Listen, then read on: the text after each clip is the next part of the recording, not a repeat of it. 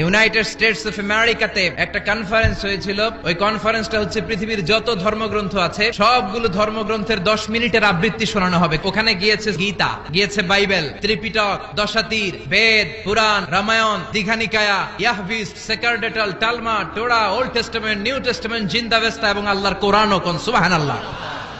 এই কনফারেন্সের উদ্দেশ্য হচ্ছে এইটা চেক করা কোন বইয়ের আবৃত্তিটা বেশি সুন্দর লাগে। সব ধর্মের শায়েকরা, গুরুরা, ধর্ম নানকরা আর ফাদাররা আর কারীরা বসেছে। বিচারকের সামনে একটা গ্রিন বাটন, একটা রেড বাটন। প্রথমে ডাকা হয়েছে শ্রীমত ভগবত গীতা। 10 মিনিট পড়েছে, পড়ার পরে বিচারক রেড বাটনে প্রেস করেছে, সময় শেষ, নেমে গিয়েছে। সব ধর্ম গ্রন্থের আবৃত্তি এবং তেলাওয়াতের পরে সর্বশেষে মুসলমানদের ধর্মগ্রন্থ কোরআন আবৃত্তি করার জন্য ডাকা হয়েছে। এসেছে মিশরের কারি আব্দুল বাসিত ইবনে আব্দুস সামাদ। উনি দাড়ি রাখেন না, ক্লিন শেভ, পাতলা একটা চাদর আর জুব্বা পরে চলে এসেছে মাইকের সামনে। এসে আউযু বিল্লাহি মিনাশ শাইতানির রাজীম